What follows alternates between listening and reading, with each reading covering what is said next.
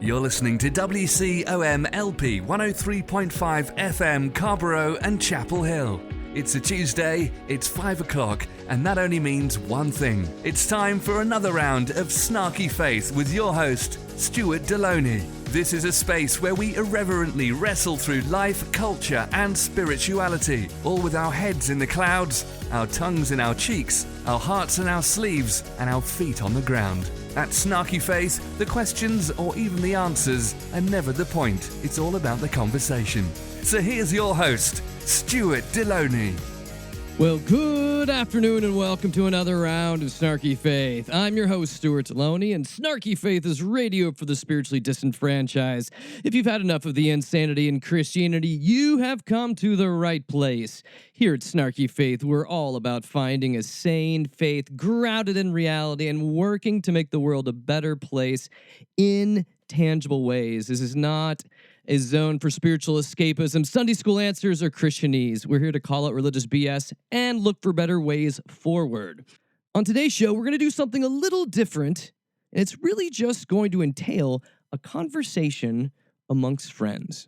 I think you're going to find it interesting, but before we get to that, just a reminder that this broadcast and all past podcasts can be found at www.snarkyfaith.com and wherever else you listen to podcasts. Apple Podcasts, Google Podcasts, iHeartRadio, Spotify, Amazon, YouTube. We're here, we're there, we're everywhere. Just look for Snarky Faith. And if you're looking to interact more with the show, you can find the Snarky Faith page on Facebook.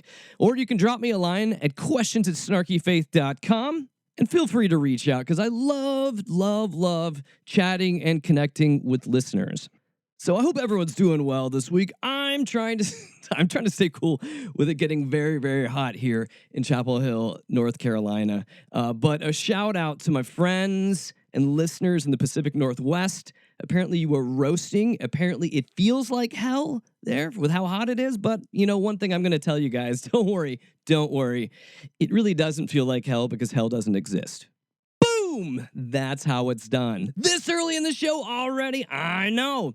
So I'll tell you guys, this show is action-packed with conversation today. And for those that have reached out and said, hey, we need some more Christian crazy, don't worry.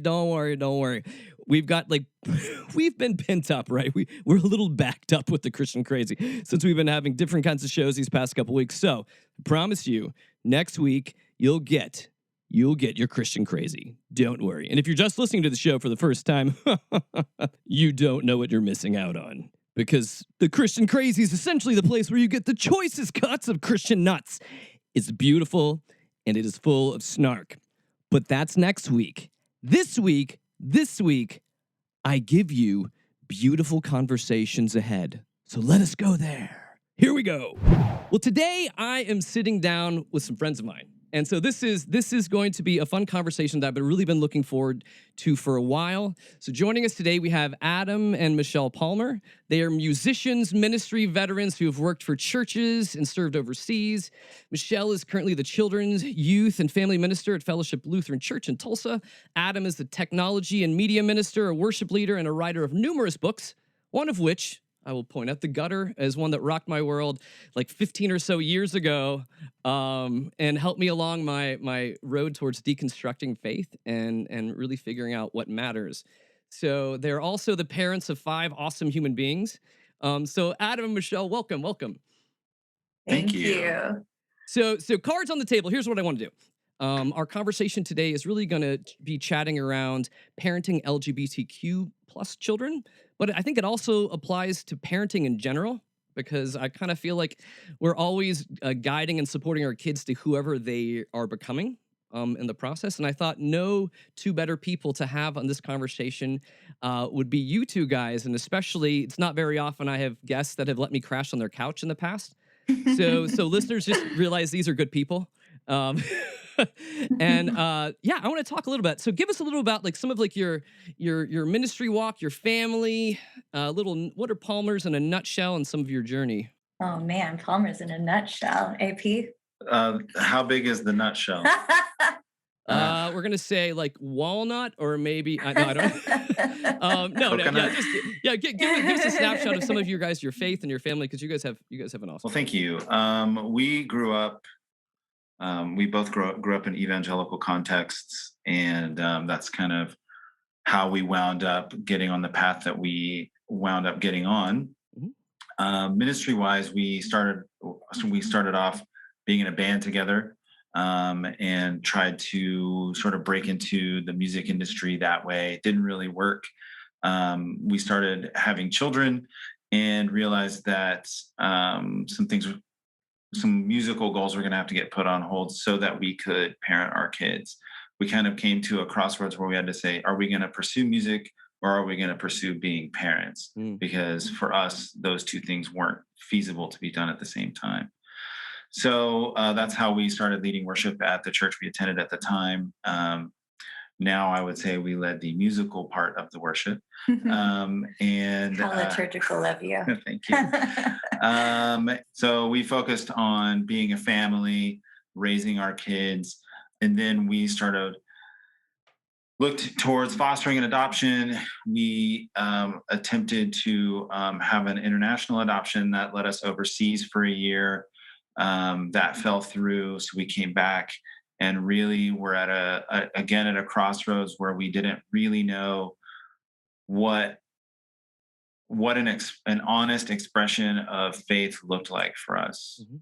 And so I think each of us went on our own individual faith journeys, but we also kind of went on it together in a sense and discovered through a series of, I believe, Holy Spirit led encounters that that a more liturgical form of worship, or what would be called a mainline form of worship, really spoke to both of our souls. And so we entered into communities that were fostering those types of worship.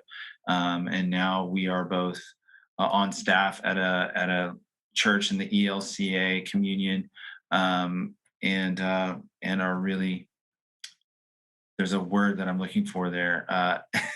So we're both on staff in an ELCA community, and I think are really determining and living out our faith as best as we know how. Yeah, You Right concur, Michelle? Is that correct? sure. You Yeah. checked all the boxes. Good. Okay.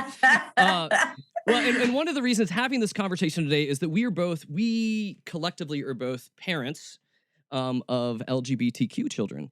And one of the reasons I wanted to have this conversation is that I don't always feel that there's enough resources and enough people having these types of conversations out there. I think a lot of times parents or parents or supporters or caregivers are oftentimes being thrown into something that they're not always sure how to handle. And I'm not saying that we have all the answers here, but I was hoping for us to really be able to share some of our collective wisdom and scrape what we have for this, because this isn't simply just about parenting. It's also kind of about creating healthy and affirming spaces for people to live and to grow in. And I'll just throw a couple stats out, because this is what it continues to hit me, is that LGBTQ seriously contemplate suicide at 3 times the rate of Yeah. heterosexual children. LGBT youth are almost 5 times likely to have attempted suicide compared to heterosexual youth. LGBT youth who come from highly rejecting families are 8.4 times as likely to have attempted suicide. And then recently in a national study too, 40% of transgender adults have reported having suicide attempts. And 92% of these individuals tried it before the age of 25. And if we are people that are about doing Jesus things as loving others, inviting people into it, and parenting with love and grace, this has to change. The way we love people has to change. The spaces we have to change. So, Well, and those statistics should break your heart. they always do. They always do. Mhm. They always do. And it's hard. It's hard. And I want to ask you guys this, because part of my story is how my views of faith and sexuality have evolved over time. For me, it was like I had friends in college come out to me, and I was like, okay, you're my friend. Mhm. Because I came from like a Southern Baptist background, so it was more like, what to hate. And then, I worked. Well, that was easy. Oh, Yeah. it was, yeah. They teach us how to hate. Cut and dry. And then I worked with youth inside and outside the church, and was able to see how parents reacted poorly to kids coming out, kids getting kicked out of their house, kids being just living on the streets and things of that nature, which continue to break my heart. And I worked for churches that saw people as second-class citizens, to where, you can be a member, you can give money, you can volunteer, but you can't lead. even churches that would be quasi, they would say they're affirming, but you still can't lead, which still breaks my heart also. And then for me, having a child that's LGBTQ, it's one of those things. She came out in middle school, now she's going off to college, but for me, it's been a lot of wrestling, and me and my wife have done a lot of wrestling too with protection and what we do for them. So for you guys, how is your views on this changed over time? Oh yeah, we were told who to hate too. Super easy. Well, except it would be put as Well, hate hate their the sin. Hate the sin. Yes. Hate Love the them. sin, love the sinner.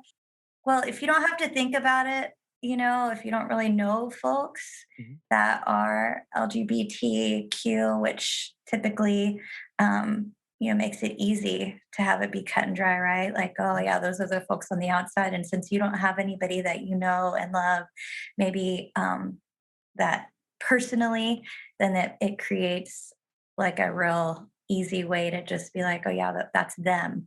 And you don't even have to really learn or dig deeper and ask those hard questions of deconstruction and ask the questions of, is what I've been told actually what Jesus is saying?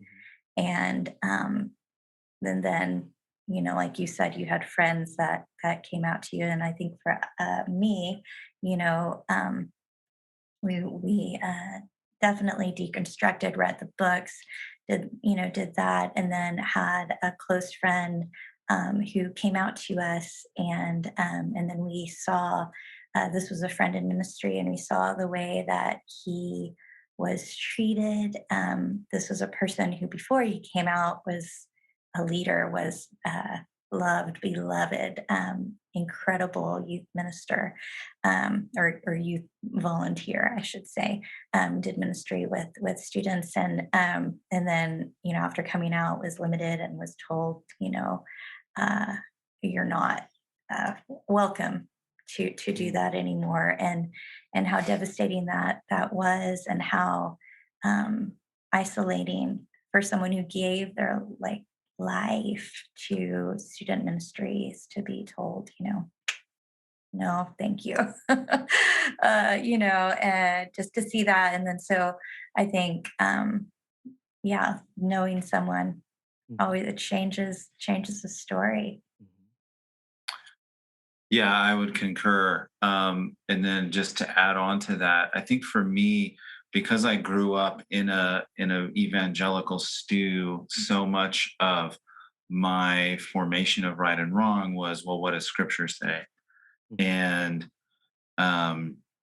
so without really understanding that all of Scripture is interpretation, and so we tend to interpret some parts literally and some parts figuratively, and those interpretations, whether we use those frameworks, changes on what we want it to say. And so for me, there are two things that I can really point to. One was I read a book called "Does Jesus Really Love Me?" by an out gay Christian man named Jeff Chu, CHU, and that really helped me to understand that you can be a faithful Christian and be gay. That those two things are not oxymorons. That those two things are compatible. So that was thing one. And then thing two was I was always told that it was a choice. You're choosing to live in sin. And then we had our oldest daughter is left-handed, and so I started to think, why is she left-handed? So I started thinking about hand dominance, and I was like, first of all, we're both right-handed, so how do we have a left-handed kid? And second of all, why is she just persisting in this obstinate track of writing and drawing with her left hand? Everything's so much harder. Yeah. Why would she choose to live that way? The world is not made for left-handed people, guys. And then I was like, okay. So it makes sense. She's not being obstinate. She's not being sinful or prideful or disobedient. She's not rebelling. She just is left-handed. And she's an amazing artist. And she does it all with her left hand, and I can't. And so those were the two things. It was that book, and then kind of the realization of hand dominance.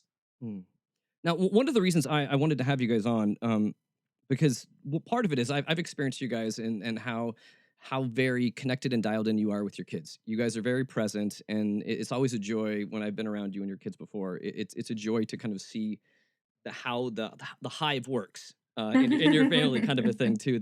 There's a lot of love and affirmation there, and one of the things I thought that both of you did very beautifully, and I was going to ask you to tell a little bit of your story of Noel, and was what touched me so much was the way that you wrote about Noel's process online.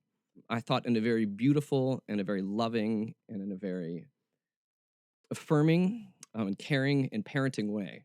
It was one of the things that it kind of choked me up. I was like, this is beautiful. This is what it should look like. We hear horror stories of what it shouldn't look like. I've been around situations with kids of what it shouldn't look like. But to see this happening, it was very beautiful watching this process. So I don't know who wants to unpack that story a little bit. So I shared this post on Trans Day of Visibility to my Instagram and my Facebook. Noel had come out to us a year prior. Well, a year, roughly a year. We won't be exact. And we wrestled, went back and forth. It's not our story to tell. Like every person's story is their own, and it's sacred, and it shouldn't be something that we tread lightly with. Like we want to protect those, like you were saying earlier, how you protect your daughter's story, and so and yet still realizing that we are a part of that story. Gratefully, humbly, the Lord has placed us in this story together.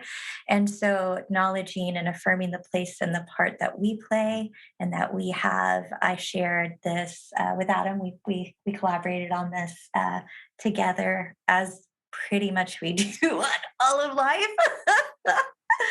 And so, yeah, if you read it, go ahead. Today is Trans Day of Visibility, and in the past, Michelle Palmer and I would have made a post about loving trans folks and welcoming them to our table. And then last year, around this time, she came out. Turns out a trans woman had been at our table all along.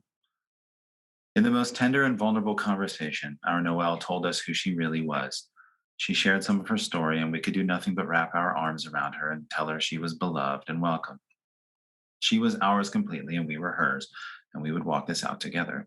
What an honor to be trusted with such tender truths. We began to journey with her into therapy, and she received a diagnosis of gender dysphoria, a condition where, as we explained to her younger sisters, your brain is a different gender than how your outside body looks, and that makes it hurt very bad inside. So you want to do all you can to make your body and your gender match. They got it right away, and because of their innocence and their love. Noel decided to begin HRT, and we supported her in finding a wonderful doctor to care for her. We spoke with close family friends, and they have been wonderfully affirming. Her sisters are her greatest allies. She has navigated this beautifully, and we are wrecked with pride. Managing her school, transitioning, attending doctor's appointments, launching 2 successful Kickstarter campaigns, and starting her own online store, and all during a pandemic. What a woman. In Genesis, the ancient text says that God created day and night, the dry land and sea, and called it all good. Beloveds, we live on this glorious earth, and if we open our eyes, we are all well aware of the in-between spaces that are implied in those verses.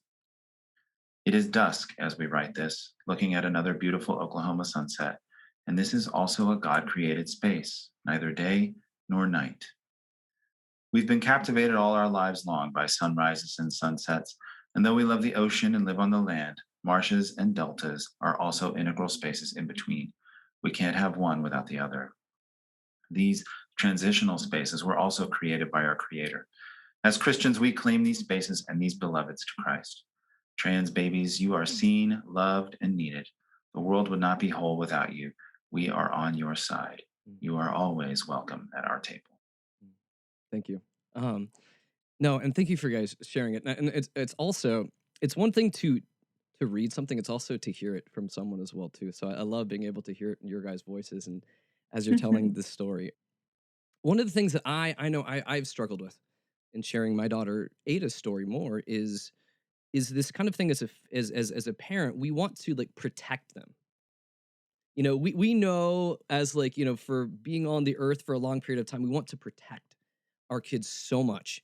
And for us, like for Miriam and I, it's having family members that are, you know, or extended family members that we know will not be kind. And things of that nature, to where we have just kind of let her walk it as she wants to, and just kind of direct us along the way of what to do. But from what you guys Yeah. have walked through, like one of the tensions I feel like that Miriam and I have kind of wrestled with is that whole like dichotomy between like protection versus empowering Mm-hmm. them, because you know one is Mm-hmm. very much based on fear and the other is kind Mm-hmm. of like unleashing them. So how have you guys, especially in walking through what you've done with Noel, like how have you wrestled through those like impulses to protect versus releasing her to just be the Well, gloriousness that she is? I'm a mama bear, so I'm like literally always having impulses to protect. I Mm. always want to protect my kids. Um, but we let her lead the way, and when she came out, she was like, "Tell whoever you want." She came out. She's, um, fully was wanting to just be, um, and we had conversations with folks with her and without her in present, and those were her choices. And they didn't all go great. I mean, a lot of them did, but we're still working that out. It's Mhm. messy. Stuff Mhm. is messy, folks.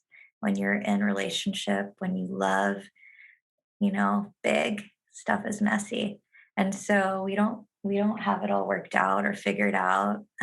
We're just journeying, together and trying to listen and ask questions and respect not only her process but ours as well.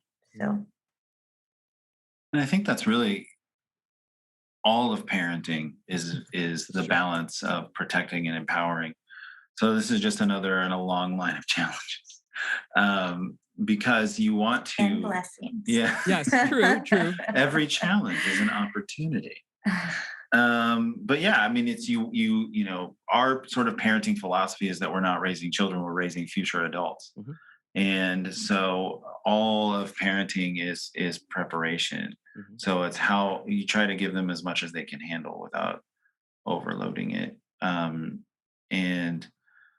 so yeah, it was really just kind of a question of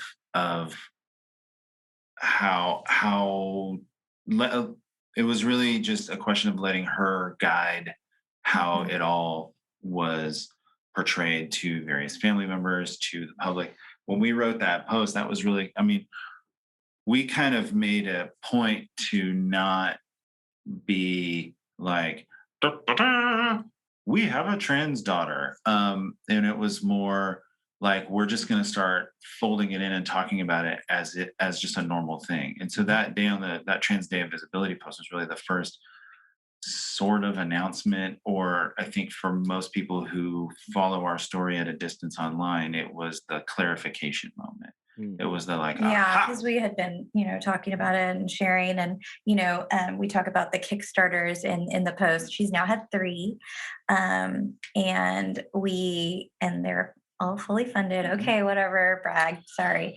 So anyway, so no, we talk about that because she was sharing those. We were sharing those.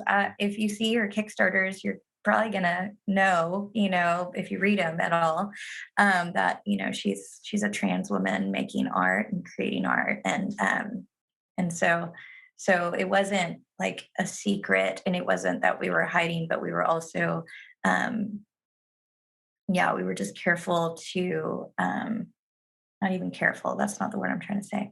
Um, I think to put evangelical language to it, it was a story we were shepherding into the world. Okay. Okay. LOL. That was some good Christianese for that too. Yes, you were doing that. I love it. I love it. Um, Is and that on brand for snarky oh, faith? it's totally on brand. You're good. You're good. Well, one of the things like I've had friends too, that have been wrestling through their children, asking questions and coming out. And I remember One of my friends is on staff at a church that would not be affirming. And through private conversations kind of I've had with him, it's been interesting walking through this with him. And it's, for me, so much of Christianity, I feel like it gets it wrong. I feel like we end up pigeonholing this into like, choose the child or choose your faith. You know, we Right. make these weird like false dichotomies. I don't even know what that is. Like, hmm because I mean, I feel like our faith continues just to tell us to love. Um, but see, I want to try to glean from some of you guys some of what you've learned through this process. And again, like you're saying, I'm in process, you guys are still in process, and we're not trying to say that we're experts in this field at all. But we are people that have experienced this and are continuing to experience Yeah. this on the journey as we move forward. But hmm I remember my friend was, it was a huge curveball for him when his son, who had no problem with saying that I like boys. And then it was this whole thing where he's questioning himself. He's asking me, like, it's this whole spectrum of like, well, maybe it's a phase. Or all the way hmm to like, then also like, did I do something wrong? What did Yeah. I do to make this happen? And I feel like Right. that we've like, especially we're talking about evangelical churches, we've made this whole thing of like, you must have done something, you must have done this, as opposed to, no, this is the way that God knit this human together in their Right. beautiful complexity of hmm how they are as a human. We're all knit together in different ways, and not one is greater than others. But how, like, for parents, because I do think this, I do think that we will have some parents that are caregivers or people that are supporters of people. What would be some advice you'd give to people that are just newly starting to walk this through with someone? If your kid tells you something, believe them. That's Good, I literally what I like was that. gonna Okay, say. believe their child. Yes, yes, yes. Believe them. If your kid tells you they're trans, believe them. If they tell you that they're, a lesbian, believe them. Believe your children. Mm. And that, yes, and I think that even like factors into listening to them too, like you mentioned earlier, Yeah. like listening and believing. Yeah. Yeah, it's kind of a big thing to just, they're not joking. If they've worked up the courage to come to you with something like this, they're pretty darn certain. Yeah. It's not a decision that they just made. It's something that it's a it's something that they've accepted. Mhm. It's a realization, yeah, and Mhm. an acceptance that they've come to. And what an honor that they would bring you that precious truth. What an honor that they would share it Mhm. with you. So if your child is sharing with you for the first time, then wow, be humbled, be grateful that they love you enough to let you into this precious part of their lives.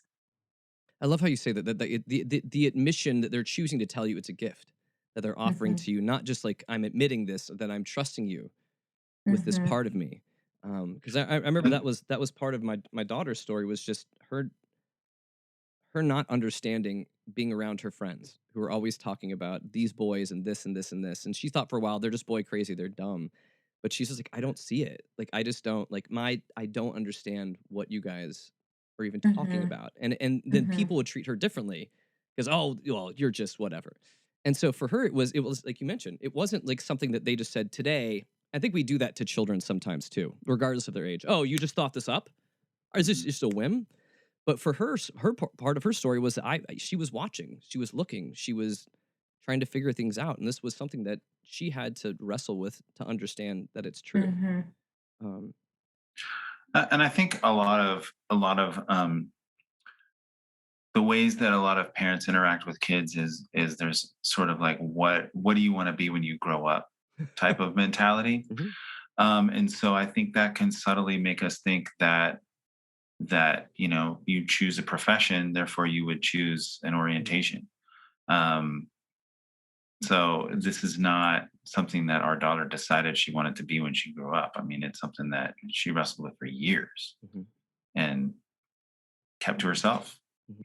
Because I do think that treasuring people's stories and being able to honor their stories, I think is very large. Because I've heard often too many times where people come out to their parents and it goes south. And hmm that's the it almost that's the moment the relationship ended. Yeah. So, Yeah. and hearing those stories tends to to break my heart because I think that oftentimes we forget in the church that we're parenting to the whole person, not Yeah. just like an identity or an orientation. We're not just like putting this these ethics off here in the corner that we parent towards this part of them. We're parenting to a human. Yeah. I think, yes, definitely. So that was another thing that I think really helped me in terms of my like theology towards the LGBTQ community, is that I had a coworker who was gay, and I didn't even know for a long time because he was such a well-rounded individual, and he was just like this really like fit guy who was a great producer and also ran marathons. And then I found out he was gay, and then I was like, oh wait, that's only like a part of him. That's not Yeah. the entirety of him. Mhm. Um, and then the other thing is just to kind of double back on the like if your kid comes out to you thing. I think for me, I don't want to speak for Michelle, but for me, one of the when Noel out to us as trans, it was kind of like, okay, so I know her. She's doing this. She's going on this journey. So now it's up to me to decide. She's said, I want you to come on this journey with you. By coming out to us, she's acknowledging like she wants us on this journey with her. So do we accept that invitation or do we Mhm. RSVP with regrets? So she was doing it whether we were on board or not. So if your kid comes out to you, that's the choice you have to make. Are you going to let them go alone or are you going to go with them? I love how succinctly you put that. And I think that that's something that we miss because we make it about ourselves. Mhm. As parents, oftentimes it always has to somehow do about us as opposed to being about them. Now, when we're talking about this, and you all have worked in and around church and church ministry for most of your adult lives, Yeah. and I have as well. I'm just curious, but like, how do we begin to like change the narrative surrounding this from like fear and shame based conversations to more just like to love and affirmation? What are ways you guys have seen? Well, I think it depends on what kind of church you're talking about, That's because I think it's true. it's pretty wide Yeah.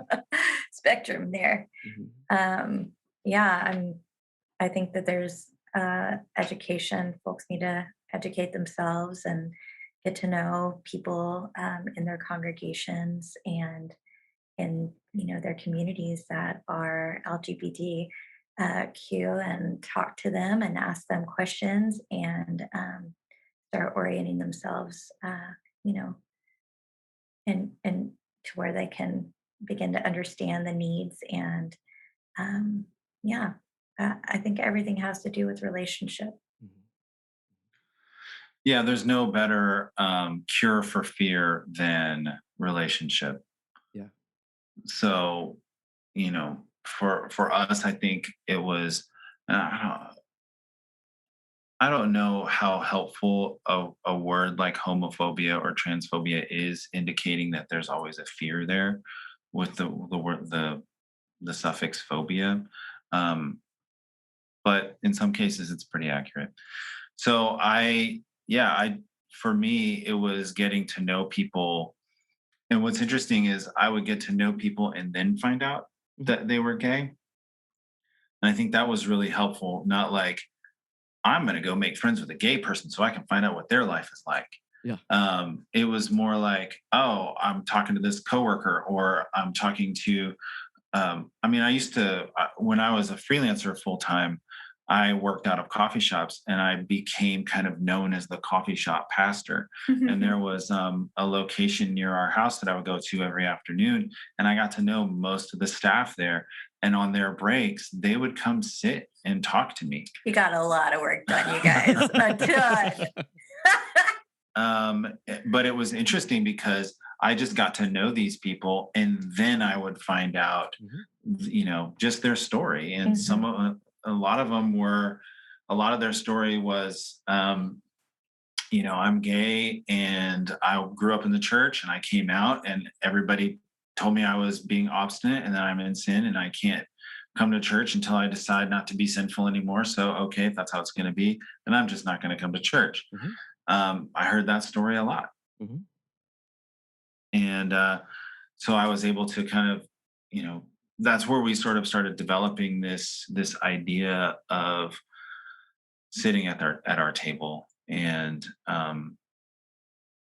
that there is no, I think, place more vulnerable or place where you can better get to know somebody than when you're having a meal with them, Yeah.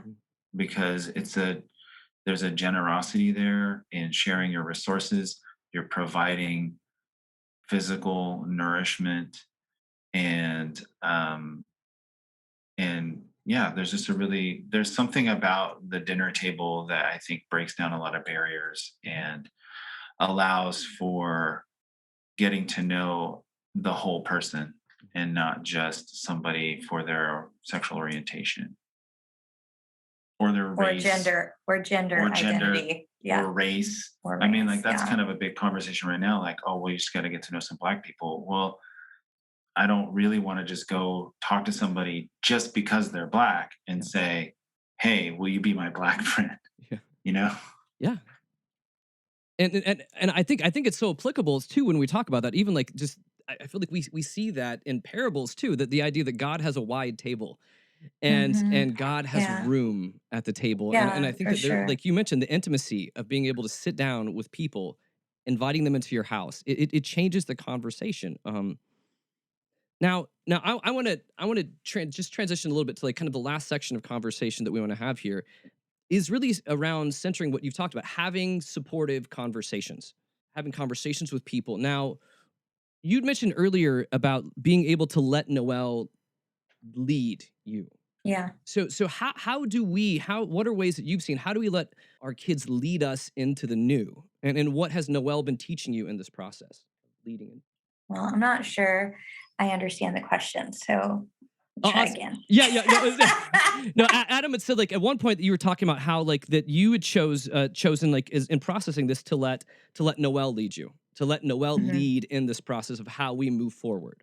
You know, choosing them to be able to see where they need to go, how they need to do it. So how have you, maybe the better question is, how have you learned how better to follow their lead? Maybe that's a better way of putting it.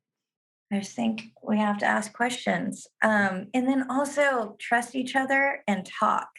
Like the whole reason she was even able and felt safe enough to come out to us is because we had relationship and history built there that are, like we are an open door. You can talk to us about anything. You're not getting in trouble. We're not going to like get mad, like that's not, we don't fly off the handle, she knows that she can come to us with stuff and big stuff or little stuff. And usually it's little stuff, right? With our kids. So like take those like small things and be chill about it, like relax.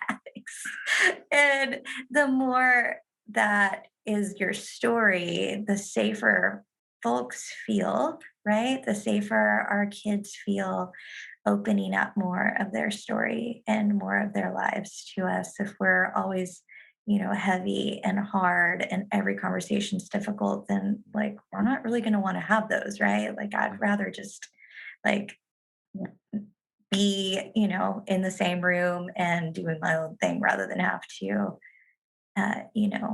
participate in conversation that is going to be tough. Not to say that we only have easy conversations, not to say that we don't, that there's not struggle because we're human, right? But that I think that she was able to come to us because she felt safe enough to do that and trusted us and had seen that, had seen that play out throughout her life. So again, not to say that we're perfect. I'm really super not perfect. AP is like nodding and smiling over here. Slander.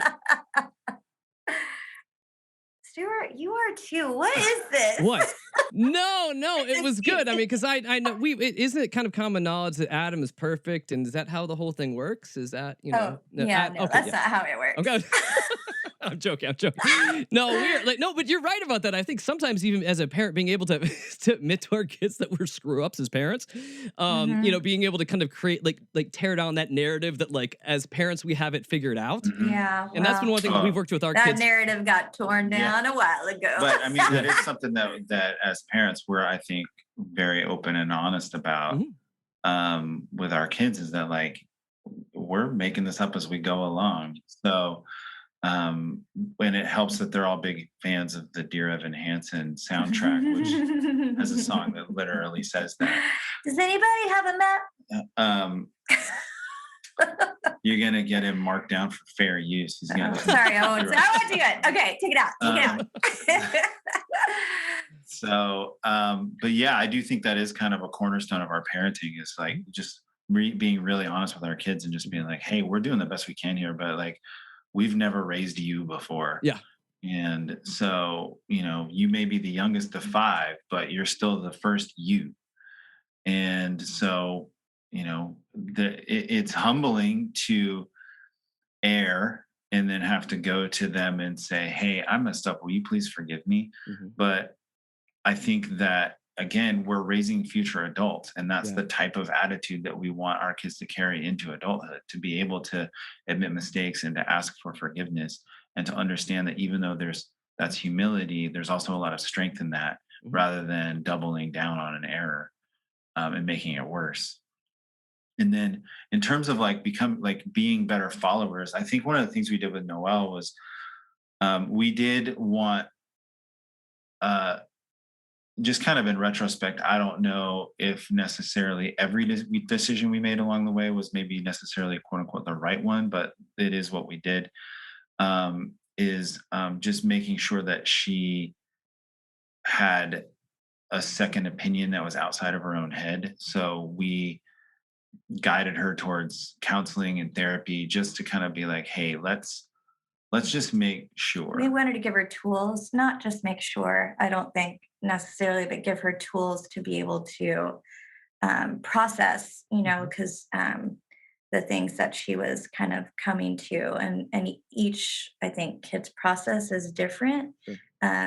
She was a lot older and a lot further along than maybe some kids who are younger or whatever. And I'm not trying to No, step, you're step good. over No, that's what you're a good. saying here, but That is a better way to put it, to give her tools to better understand what was going on in her body and her brain. she wasn't seeking a diagnosis, but in order to pursue HRTs, she needed to talk to doctors, and so we were helping her to get through that process so that she could, once they said gender dysphoria, and she really realized, yeah, okay, now I want to begin. And everything was a process. It wasn't immediate.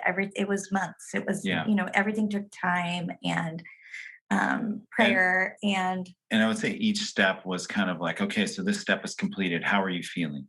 that is, yeah. So like when you're saying how do we include her or whatever, like we did do that. Like we were like, okay, so like everything doesn't just happen like at once, like, right? So it's going to be a process and we're here with you.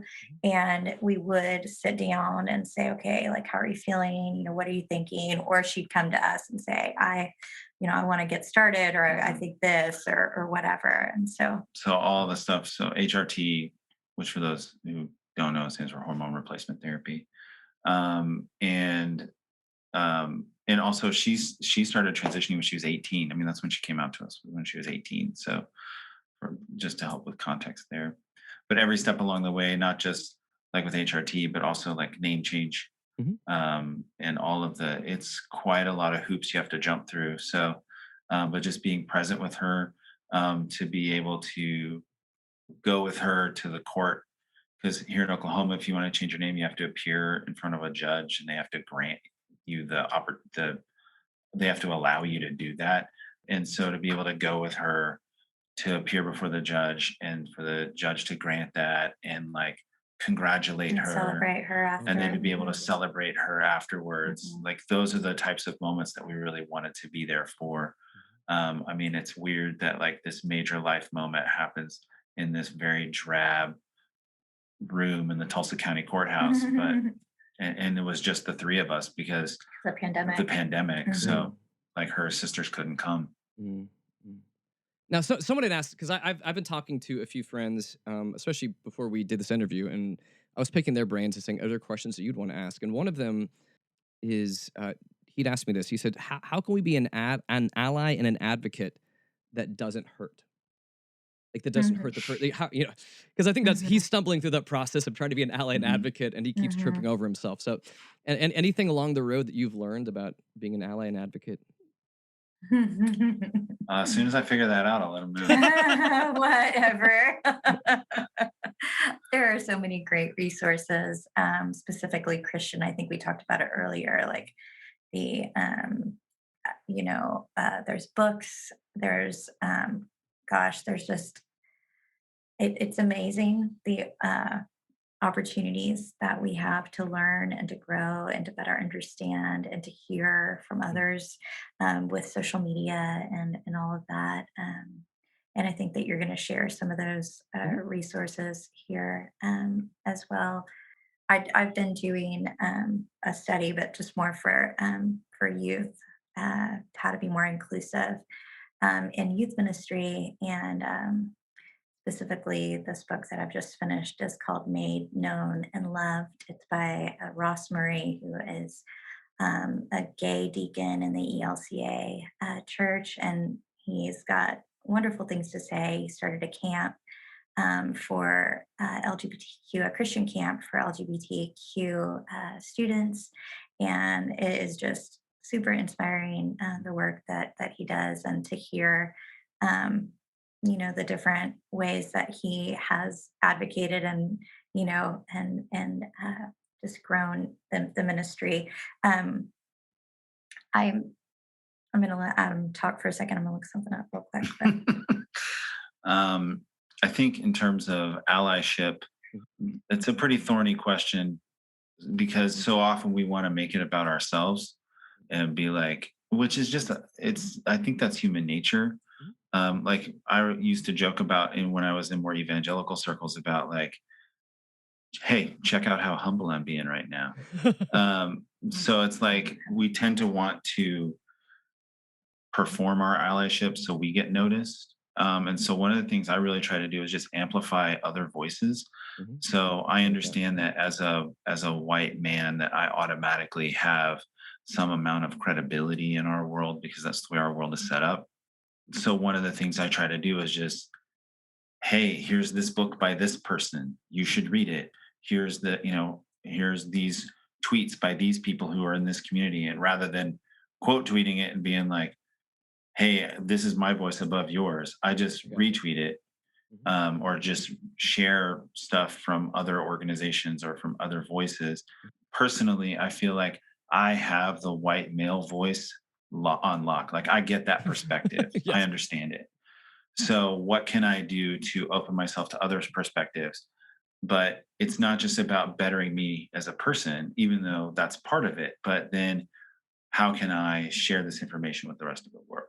And in other avenues of allyship, I have had pastors of mega churches here in town come to me and say, hey, we're doing this study on this book because I follow you on Instagram and you gave it a really good review.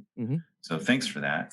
Oh, AP has excellent book reviews. If you want to check out his Instagram, it's definitely always. What is your Instagram really, handle, Adam? I don't know at the top of my head. I follow it. Is at that Adam Palmer. My name is Adam Palmer. Everybody calls me AP for short, including my wife. So when she said AP, that she was talking about me. I think they figured that out. I thought she was talking about the Associated Press the entire time. So I've been confused. Like this the whole time it was super weird. Got a little confusing in here. That's also my handle on Twitter if anybody wants to find me there. Yeah. That's where I post about other things. My Instagram, I basically just use here's the book I'm reading and here's what I thought about it. So one thing, like one of my last questions I have for you guys is this. For parents that are just in like the starting stages of being able to support their kids and love their kids into this process, what is one bit of advice you wish you had sooner? Like what is some bit of advice or wisdom that you wish someone had told you that you're like, dang it, that would have been helpful? we said it earlier, for me anyway, I don't want to speak for Michelle on this, but believe them. Okay. Um, so before Noel came out to us as trans, right before she left to go to college, she came out to us as bi. Mhm. And I didn't really know what to make of that because I wasn't very well read up on it. And so I feel like my reaction to that was probably not the best. I feel like she would agree with that, but I don't want to put words in her mouth. Mhm. And so, because I didn't really believe it at first. And so I think, yeah, that initial moment when, of like, when they come out to you is so set in stone in their minds. And it's the story that they're going to tell about that aspect of their life forever. Mhm. So I think just if I could have that one to do over, I think more immediate acceptance and more immediate belief is what I wish I would have done. So Okay. not necessarily, would you say acceptance, Adam? Because I feel like you've been an affirming person long before any of our, or like our kid, came out to Mhm. us or whatever. Like you've been affirming for years, like we've got history of that. So would you say it's acceptance or would you say that it's belief? I Is would that how say it's in there? the instance of bisexuality, it was acceptance because I didn't understand it. Because I was only thinking of because I still hold a Christian sexual ethic, which is one of monogamy. So then it's like, well, if you're bi, how can you be that and still be a Christian? Because you're attracted to two different, like you're attracted to all genders or two different genders. So how can you live a happy and faithful life? And then so then Noel kind of like explained it as like, well, it's basically just like opens up my dating options, doubles my dating options. Oh, okay. Well, then that makes sense. I like that. Now, any last words of encouragement for parents? Because I love how that's one of the things I like about you guys. You're very open and authentic, and you're real about this, and we're not trying to like, yeah, like you'd said, you're very humble. You're one of the humblest people I know. Um, no, but what would be some advice that you would give for parents Adam too? said that. That doesn't sound I very said it earlier humble. when you were trying to That look up doesn't something up. sound very He did. Trying to He look was. humble. something up. He was no, no. Hey. No. So Yeah. yeah, but what would be something like just encouragement you'd give to parents too? Because again, like we've both been talking. Like the screw ups are par for the course. Yeah. But what is some encouragement that you would have? I would love to encourage you, precious parents, that you're gonna probably get it wrong, but that as long as love is at the forefront and is always your goal, then grace is so enough, and we can live in that grace and Mm, believe that grace is enough, even for you, and even in this whatever situation you find yourself in. mm, I would also just encourage you that it's okay to have like thoughts and feelings and process those with a therapist or to process those with your partner. mhm, Not necessarily do you need to process all those thoughts and feelings with your kid. Probably mostly you don't. So, but find a safe person to talk to because it's a lot to kind of take that in, when someone does tell you, even as affirming as you may or may not be, it's still, it's a new thing and you've got to come to understand if you don't understand. And so just give yourself grace and find a safe person to talk to. And I pray that there is one in your life that you can find a therapist or an Adam mhm. like I have. Listen, if you're already married, don't find an Adam. Oh yeah, that's like real bad advice, guys. Oh, sorry. Uh, No, I First love of that, and I all, I appreciate there's that. only one of me. Yeah. Oh, there's only Um, one. Only one AP. Humble That's AP true. That's true. at that. I think my encouragement. So Michelle and I, we touched on this earlier, but we're musicians and songwriters, and she wrote a lyric a long time ago that I think really encapsulates it, and that's love is a risk. That's what makes it love. Mm, So it's a risk loving your kid, but it's a risk worth taking, mhm, in that your love is never wasted. mm, So however it looks, and we all love our kids to the best of our ability, but that's just the nice way of saying that we love them imperfectly. mm, You're never going to love your kid in a perfect way. So love them the best you can, but also understand that that love will never ever go to waste. So yeah.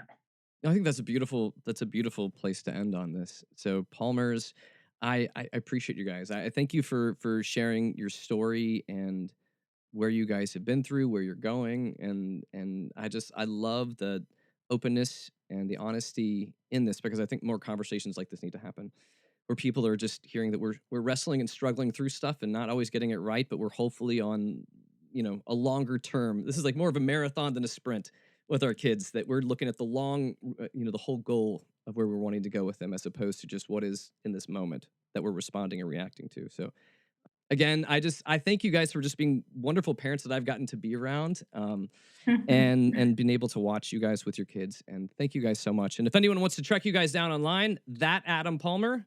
Anyone else? Is that the best place? And yeah, My Wild Precious Life. Michelle's on Instagram at My Wild Precious Life. Beautiful. So thank you guys so much for doing this. And so thank you. Thanks for having us. Thanks. Well, that's all I got this week. Much thanks to all of you for being a part of this conversation that we had this hour. And as I do every week, I send you out into the wide, wild world with the holiest amount of grace and peace and snark. I'm out of here. Catch you guys again next week. Peace.